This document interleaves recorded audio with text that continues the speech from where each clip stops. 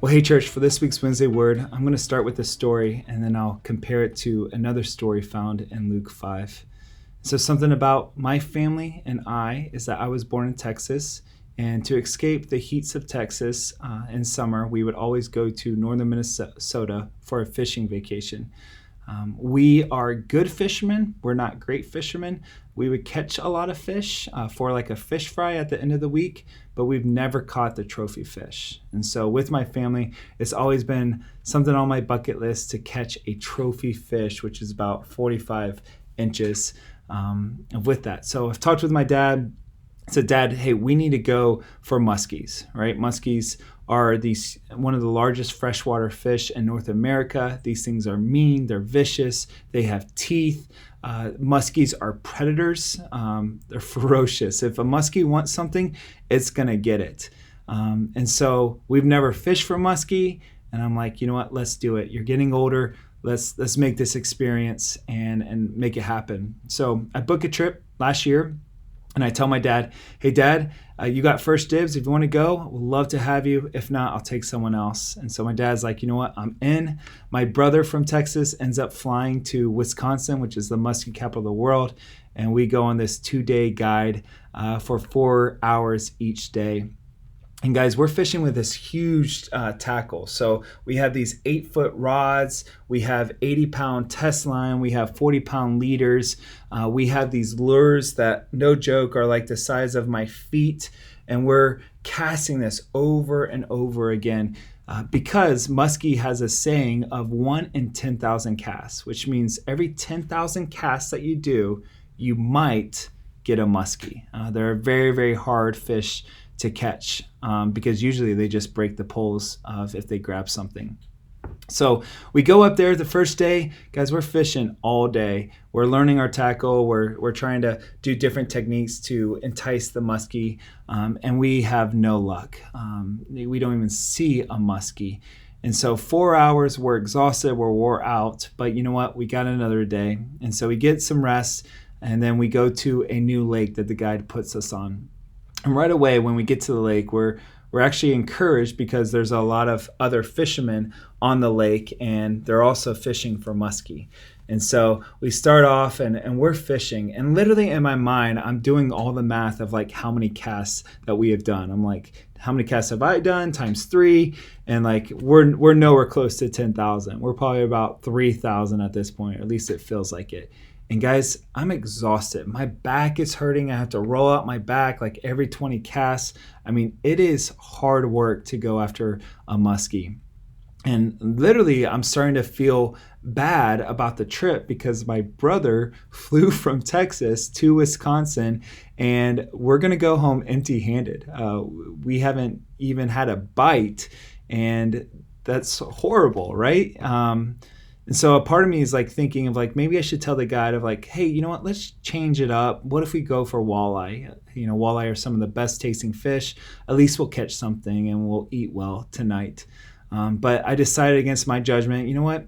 Nope, let's keep the course. This is part of the allure of going after a muskie, right? Is putting in the cost, putting in the effort, and hopefully, great risk is great reward kind of thing. So I'm like, you know what? Let's keep fishing. We have about 30 minutes left into our time. We've been fishing all evening and again, exhausted. In about 30 minutes, the sun is going down. And guys, I told you earlier that these muskie are predators. And so usually when the sun goes down, right, they're harder to see and usually they become more active. And so I am still fishing and I cast my huge lure into the reeds and I'm slowly bringing it out. And all of a sudden, out of nowhere, I get slammed. And right away, I knew it was a muskie. My pole, 8-foot pole, bends in half, right? It is taking me all over. The strike was just unbelievable. And I go fish on. And I have that thing under my arm. I'm reeling it in as fast as I can. I'm trying to keep the line tight. Everyone else is bringing their poles in. We're all excited. There's energy. I'm literally going around the boat trying to keep this thing. The muskie sees the boat. It goes down. It barrel rolls over and over. It's splashing around. We're freaking out. My heart is pumping. My leg is shaking. The adrenaline was going. The guide has this huge net that he's all excited. He's like, keep it tight, keep it tight. And so I get the muskie close to the boat. We fight for a good 20, 30 seconds, or probably 30 seconds to a minute. It felt like 10 minutes. But I get it to the boat. The muskie's tired. I'm tired. And I cannot make this up. The guy goes to scoop it, and the hook, right? One of these treble hooks gets caught in the net. The muskie is not in the net, and the hook is caught. And I am like freaking out. The worst thing that can happen, right, is you get this muskie this close, and then it breaks off, or then it gets away, right? And then it becomes a fishing story, and no one's going to believe me. And so I'm ready to jump in after that muskie and secure it myself. I'm not a great swimmer, but I'm like, you know what? I'll worry about my survival later. I just want this fish. And so that's all happening within me. This guide is so calm, so patient, and he literally just looks at me and says, Eric, I can't move the net. You got to let loose your line. And I'm like, what? You don't ever let loose a line. He goes, Eric, trust me, let loose the line. And then I let loose the line, and he scoops it up, and the muskie starts to thrash, and it goes into the net instead of out, and we land a huge muskie. And so here is that muskie. Look at that thing. All right, so this right here is my dad. This is my brother, Steven. And that is a 45-inch muskie that we ended up landing. And guys, man, we were cheering. We were giving high fives. Everyone on that lake had to hear us. And it was just an unbelievable, amazing experience. And it was just still, it's still today surreal that's me and my family. And so on the way home, going back to the dock, I am just like smiling, grinning ear to ear. We're all just, thankful. I'm actually at this time like worshiping God. I'm just praising him for that experience, praising him that I got to, have that with my family, and just thanking him. And in that same, just out of the overflow of the heart, the Lord just put on me of like, you know what? It's just a fish. It's just a fish. God, you are so much better. And in that same breath, the Lord spoke to me. It wasn't audibly or anything like that, but he goes, you know what? Yes, it is just a fish, Eric, but you are my prize.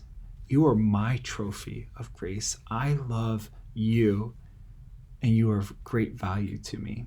And I just felt overwhelmed in that moment of God's love for me, of going after this muskie.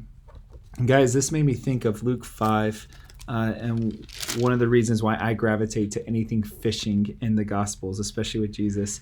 And it goes into they're fishing all night, all day, and they're not catching anything, similar to my experience. And then Jesus gets in the boat, and he tells them, hey, put it into deep water. And when they obeyed, it says this, that they enclosed such a large number of fish, and their nets were breaking.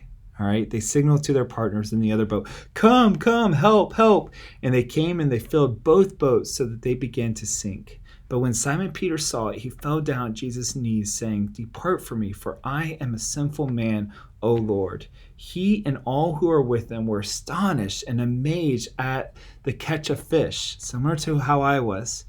And then Jesus says this, it's one of my favorite lines, do not be afraid. From now on, you will be catching men.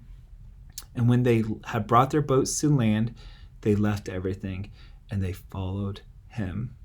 And guys, I love that last part of Jesus casts a grander vision. He says, you think this is great? Wait. Watch of what I will do with you when my spirit comes upon you, and you will lead thousands of people to me, right? To fall at Jesus's feet, to experience salvation. You will catch men, Peter. And then at the end, the disciples, when they had this experience with Jesus, they ended up leaving everything to catch a fish, this great catch, and following him. It makes me think of Psalm 63:3. It says, because your steadfast love is better than life, my lips will praise you. Church, I just want to encourage you here today. It's just a reminder that we are called to be fishers of men. C.T. Studd, he says this: only one life will soon be passed. Only what's done for Christ will last.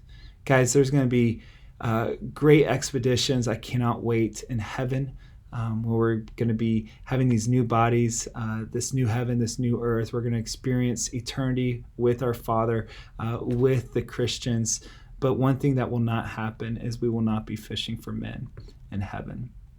And when you realize the overflow of God's love for you, of that we have in the gospel, that he gave his one and only Son to die for you, it was a great cost, but there is a great reward.